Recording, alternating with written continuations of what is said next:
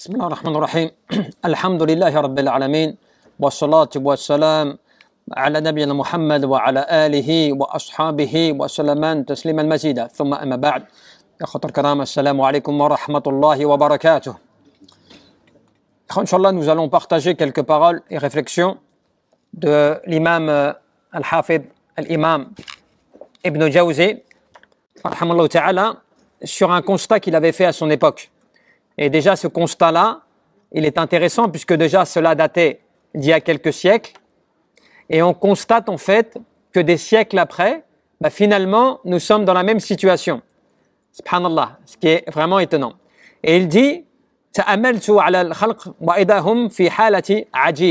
il dit, j'ai constaté concernant les gens que vraiment des situations vraiment très étonnantes. Il dit, il dit au point que des fois j'ai constaté des choses où j'ai même cru que les gens avaient perdu la raison. C'est-à-dire que les gens, ils ne se rendent pas compte où ils ont perdu la raison pour se comporter de cette manière.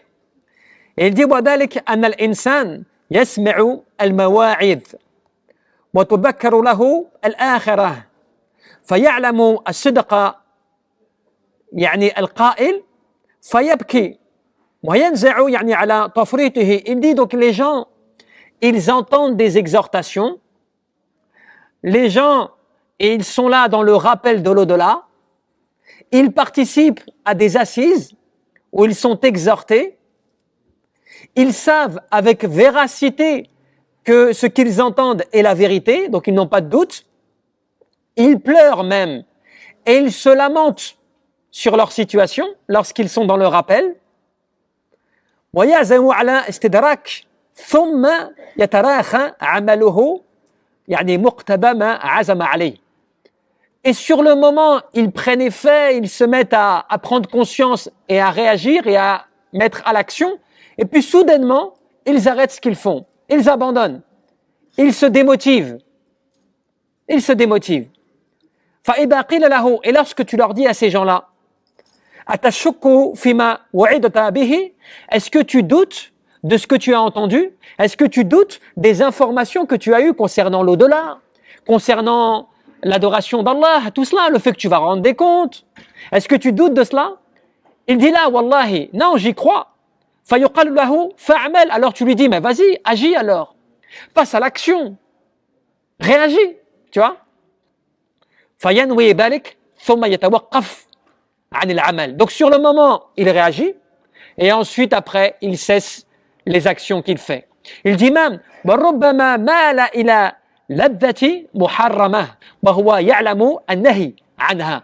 il cesse les bonnes œuvres au point même qu'ensuite il se met à pratiquer des péchés alors qu'il sait avec certitude que ce qu'il fait c'est interdit, c'est haram, et pourtant il s'y adonne. Alors quand tu fais un comparatif avec notre situation, eh bien, on est complètement dans cela.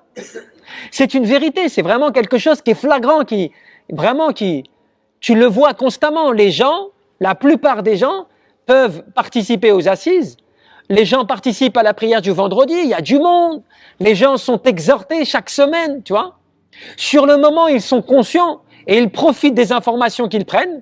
Mais ensuite, lorsqu'ils quittent la mosquée, ou bien qu'ils se retrouvent dans leur situation personnelle ou privée, eh bien, ils changent. Ou bien ils oublient. Alors, ce qu'ils faisaient en bonne œuvre sur le moment, ils le font, puis après, ils abandonnent. Subhanallah. Tu vois? Et même quand les gens, tu les raisonnes, tu les appelles, tu leur dis, vraiment, parce que, t'as vu l'exhortation que tu as eue, comme elle était étonnante. Subhanallah, elle avait une conséquence importante. Alors lui, il reconnaît, oui, c'est vrai, le Coran, c'est vrai, tout cela, il le reconnaît. Il n'y a aucun doute. Il n'y a personne qui va te dire non, j'y crois pas. Il n'y a personne qui va te dire que l'exhortation qu'il a eue, c'est le rappel qu'il a eu, il n'est pas important. On va tous être conscients. Mais tu ne vas pas passer à l'action. Ou bien si tu passes à l'action, à un moment, tu oublies, et ensuite, tu vas même peut-être commettre des péchés, ou tu vas approfondir cela. Tu vois? Et il te dit quoi? Et il te dit, وَمِنْ هَذَا الْجِنْسِ تأخر يعني الثلاثة الذي خلفوا ولم يكن لهم عذر وهم يعلمون قبح يعني تأخر وكذلك كل عاص مفرط. Et il te dit cela ressemble à quoi? À la situation de ces trois compagnons, vous savez, qui avaient fui l'expédition de Tabouk. Ils n'y avaient pas participé. Et après, ils avaient été boycottés pendant 40 jours par le prophète ainsi que l'ensemble des compagnons. Une histoire qui est très connue, qui est longue. Et il dit, c'est de la même manière pour ces 3 personnes. Ils n'avaient pas d'excuse. Chacun d'entre eux n'avait aucune excuse pour ne pas participer à cette expédition. Et donc, ils ont fait exprès de trouver des prétextes pour ne pas y participer. Mais ils étaient sincères, et c'est des grands compagnons. Au point même que l'un d'entre eux, lorsqu'il est parti auprès du prophète, sur le conseil d'autres, vas-y, va le voir. Ne fais pas semblant, ne fais pas comme si tu avais une vraie excuse. Va tout de suite, t'excuser entre guillemets. Va plutôt exposer ce que tu viens de faire. Au moins, peut-être comme cela, le prophète, il va t'excuser sur le moment. Donc, il est parti le voir. Et le prophète lui a posé la question. Il a dit, mais pourquoi t'as pas participé? Quelle était ta raison? Pourquoi tu n'as pas été là? Tu vois? Et le compagnon sincère qu'il était, qu'est-ce qu'il a dit? Parce que c'était quelqu'un qui était très orateur. Tu vois, il avait une façon de parler qui était éloquente. Et lui-même, il le dit. Il dit, Ya Rasulallah, comme tu me connais, je suis quelqu'un, je peux trouver des excuses et je peux m'exprimer de sorte que, tu vas me croire. Il fait, mais je ne vais pas faire cela parce que j'ai bien peur qu'en te disant pas la vérité, Allah Azza wa Jal me dévoile. Tu vois? Que le fait que je te raconte une histoire qui ne serait pas la vérité, qu'Allah Azza wa Jal fasse une révélation et il me dévoile. Et je serai ainsi du nombre des perdants. Donc il lui dit, je te dis la vérité alors. Je n'avais aucune excuse. J'avais les moyens, j'avais la force, j'avais les capacités, et seulement al-ghafla, l'insouciance, l'inconscience m'a fait me retirer. Tu vois, subhanallah. Et cela, tu te rends compte de quoi? Cette histoire, elle nous apprend quoi? Que ce n'est pas que les personnes qui commettent des péchés, qui vivent dans les péchés, qui sont négligents. Des fois, toi, tu peux être un fervent adorateur d'Allah subhanahu wa ta'ala, et du jour au lendemain, tu vas délaisser les bonnes œuvres. Tu sais pas pourquoi. Ou bien tu vas commettre des péchés, tu sais pas pourquoi. Tu vas t'adonner à des choses comme cela. Et donc, il te dit quoi? Il te dit, cela est valable, même pour toute personne qui commet des péchés. Il dit, fata'amaltu as-sabab. Et donc, il dit, j'ai réfléchi alors sur les causes. Quelles sont les causes qui fassent que les gens, ils entendent des exhortations? Ils sont touchés par les exhortations. Ils sont sensibilisés, tu vois, aux exhortations, et pourtant, ils négligent les œuvres, ou bien ils commettent des péchés. Pourquoi cela? Il dit, j'ai réfléchi à cela. Il dit, au point que les gens peuvent avoir une foi certaine.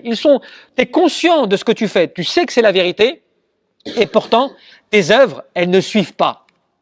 Et ça, c'est la plupart des gens. Voyez bien les gens. Les gens, ils ne savent pas, tu sais, des fois tu parles avec des gens, ils te disent, oui, je sais ce que tu me dis. Même des gens, tu les entends, oui, mais ce que tu me dis, je le sais depuis Sha'al. Ça fait 10 ans, ce que tu me dis, ça fait 10 ans que je le sais. Là, tes versets que tu me récites, là, depuis tout petit, je les connais. Les gens, ils te sortent tout le temps des réponses comme cela, tu vois, pour te dire que tu ne leur apprends rien de spécial. Ils le savent. Mais de ce dont ils ne se rendent pas compte, c'est al-hafra, yani le fossé dans lequel ils sont.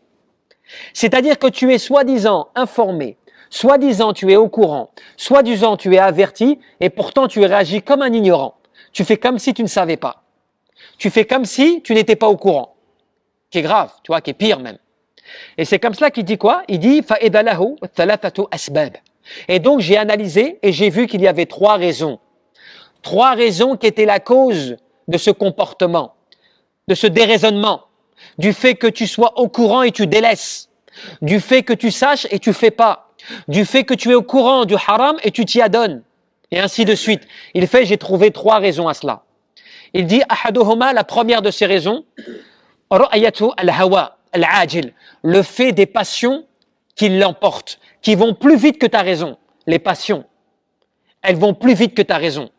فإن رؤيته تشغل عن الفكر فيما يجنيه. Au point que tes passions, elles viennent te bloquer ta réflexion.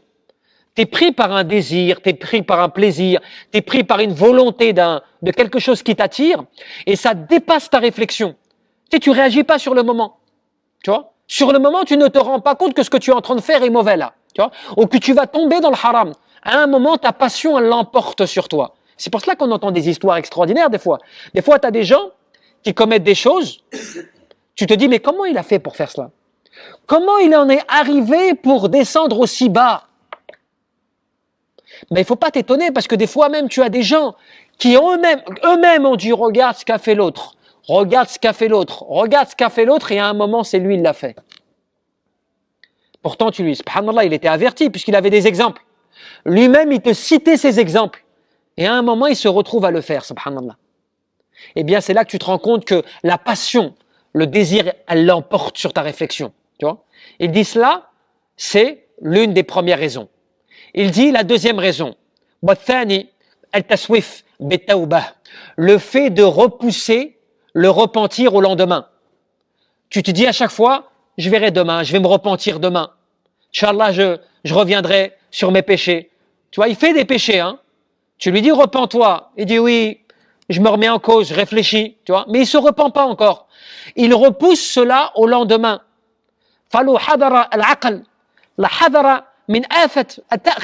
Pourtant, cette personne, tu vois, elle est au courant, elle sait que elle peut être reprise du jour au lendemain, tu vois. Il se peut que la mort va la prendre comme cela de manière soudaine. Elle n'aura même pas le temps de réagir. Même pas le temps de réagir. والعجب ممن يوجز يعني سلب روحي قبل يعني مضي ساعة. Et bien évidemment, le plus étrange est celui qui est au courant de cela. Il sait que la mort peut le prendre à n'importe quel moment et pourtant il ne réagit pas. Tu vois? Tu as des gens, des fois, ils sont face à une situation grave. Cette situation, normalement, elle est là pour te rappeler aussi, tu sais, pour te rappeler à l'ordre, pour que tu reviennes, tu vois, que tu te remettes en cause, que tu réagisses. Bah, les gens ne réagissent pas, tu vois. Des fois, tu as des gens qui te disent, oui, moi, j'ai des gens autour de moi, ils sont en train de mourir, je les vois, je suis auprès d'eux, je ne sais pas quoi faire, tu vois. C'est difficile de les voir dans cet état. Et puis quand tu regardes la situation de la personne elle-même qui te raconte cela, elle-même, elle ne prie pas, par exemple, tu vois. Elle-même ne fait pas la prière. Elle-même n'est pas proche d'Allah, subhanahu wa ta'ala, tu vois. Et tu te dis, mais comment tu peux être, tu vois, tu peux être touché par la mort, qui peut toucher là quelqu'un de proche. Comment tu peux être affecté par le fait que quelqu'un là de proche va partir, peut-être du jour au lendemain, et toi, tu ne fais même pas attention à ta propre personne. Tu réagis même pas pour toi-même. Là, tu es en train de me parler, mais pourquoi tu réagis comme cela? Parce que tu crois que tu as le temps de te repentir. Parce que tu penses que tu as encore du temps. Tu vois? Et donc, voilà ya'malu ala al-hazam. Donc, il agit pas. Il laisse ses œuvres à plus tard. C'est pour cela que l'un des dangers des passions, c'est quoi? C'est le fait qu'il te fait vivre sur l'espoir. Tu vis sur l'espoir. Cela, c'est l'une des causes qui t'empêche de mettre en action. Il suffit de faire un test, hein. Pose-toi la question. Si on te dit, tu as la journée maintenant, il te reste la journée pour agir. Tu n'as plus de temps à toi. C'est fini. Tu as la journée pour agir. Tu ne vas pas perdre une seconde de cette journée. Même les gens vont venir te parler, tu ne vas même plus les entendre. Tu vas te concentrer uniquement sur l'adoration pour ne pas perdre une seule seconde parce que tu sais que ton temps, il est compté maintenant. Donc c'est cela qui te détermine. C'est cela qui te motive, tu vois, à faire. Parce que tu es déterminé. Comme quand quelqu'un est malade, tu vois, la personne elle est malade, elle est touchée par quelque chose qui l'inquiète. Elle ne sait pas ce qui va se passer pour elle. Et bien à partir de là, certaines personnes, elles se remettent en cause, tu vois. Elles se mettent à faire at-tawba, l'istighfar, elles multiplient, tu vois. Elles se remettent en cause, elles s'inquiètent parce qu'elles savent que là, leur temps peut être compté.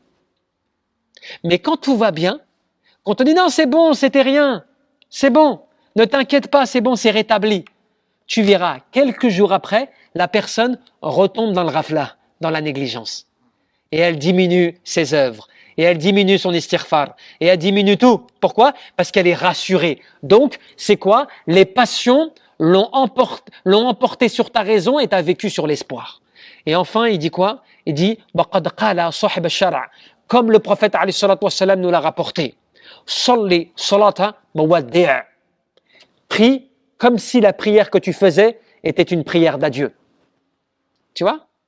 C'est un hadith qui te rappelle ce qu'on est en train de se dire là. Et tout ce qui a été dit précédemment.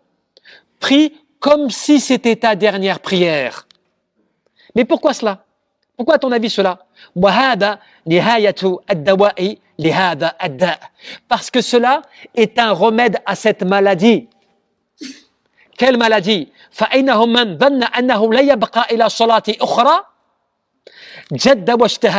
Celui qui sait qu'il ne va pas pouvoir faire une autre prière, il va s'efforcer à faire la prière qu'il fait de la meilleure des façons. Tu vois? Dès que tu sais que tu n'as plus le temps, dès que tu sais que tu n'as plus l'occasion, alors on va sourire. Des fois, tu sais, même des jeunes, pas dans la religion, ou des personnes qui profitent d'un plaisir, qui sont pas dans la religion, mais qui savent que le plaisir qu'il leur est accordé là, il est limité. Donne à un jeune une voiture de luxe. Tu lui donnes le vendredi une voiture de luxe. Tu lui dis, tu as jusqu'à lundi matin 8h pour en profiter. Il va pas dormir du week-end. Il va pas dormir du week-end. Toute la journée et toute la nuit, il ne va cesser de conduire. Pourtant, il va rien faire de plus, hein. Juste tourner pour tourner, parce qu'il sait que ce qu'il a entre les mains est limité. Il doit le rendre lundi 8h. S'il va dormir, pour lui, c'est quoi? C'est une perte de temps. Je dors et la voiture, elle est là, subhanallah, voiture de luxe en train de dormir. Alors, je dors. C'est pas possible. Voire même s'il dort, il va dormir 20 minutes, 1 heure, juste histoire de récupérer un peu, de sorte d'avoir au moins l'esprit pour conduire, tu vois? Eh bien cela, c'est le même raisonnement humain dans ta religion. Quand tu sais que tu n'as plus le temps, tu vas adorer Allah. De la même manière sur des bonnes choses, hein, quand tu vas faire une umrah. Quand tu es là-bas, t'as vu comment tu es? T'es motivé. Tu dors pas normalement jusqu'à midi. Si tu dors jusqu'à midi, il y a un problème. Tu vois? Il y a un problème. Mais en général, tu fais toutes tes prières à la mosquée. Tu te lèves plus tôt. Tu fais des allers-retours. T'es motivé. Pourquoi? Parce que tu sais que le temps que tu as là-bas, il est limité. Tu ne pourras pas rester plus longtemps. Et que chaque journée que tu négliges, c'est une perte pour toi, tu le sais. Tu sais pourquoi? Parce que tu vois tout le monde autour de toi en train d'adorer Allah, subhanahu wa ta'ala. Donc tu te sens, tu culpabilises. Tu vois, tu culpabilises, tu dis, mais tout le monde s'adonne et moi je vais rester comme ça à l'hôtel, à rien faire. Tu vois? À regarder la télé ou je ne sais quoi. Je peux pas. Même si je suis pas très motivé, je vais quand même le faire. Parce que le moment, il est trop sacré. Il est trop particulier, tu vois? Là, tu as pris conscience. Mais c'est cette conscience qui nous manque toute l'année, en fait. C'est comme le ramadan, tu vois. Tout le monde est motivé pendant le ramadan. Les gens sont motivés, ils vont acheter des livres, ils lisent plus le Coran, ils dorment moins, ils font leurs prières, ils vont tarawih. En fait, ils se motivent parce qu'ils savent que le mois de ramadan, c'est qu'une fois dans le mois. Et tout le monde est dans cette ambiance. Donc ça, c'est grave pour moi qui suis croyant de passer à côté, quoi. D'être négligent, d'être comme tous les jours. Donc tu sais que le temps, il est limité, tu vois. Tu sais que l'adoration, elle est valorisée en un temps précis. Donc tu t'y adonnes.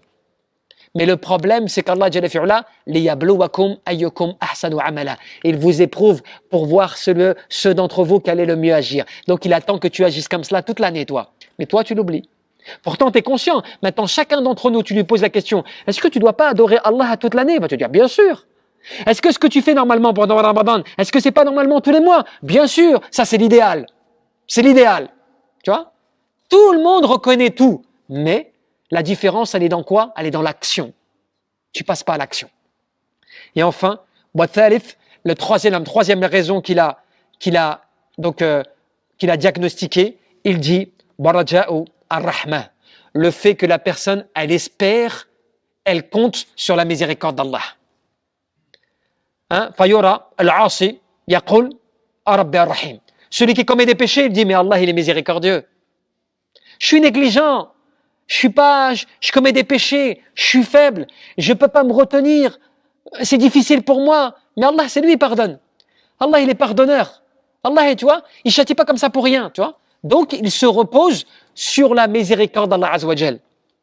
Wayansa annahu shadidun al-aqab. Mais il oublie que Allah, il est le plus miséricordieux des miséricordieux, mais il est le plus dur en châtiment. C'est là la différence. C'est que Allah Jalla fi'ala, bien sûr, il pardonne. Bien sûr, sa miséricorde l'emporte sur sa colère, bien sûr. Mais avec justice et équité, Allah subhanahu wa ta'ala n'oublie pas le péché qui est fait.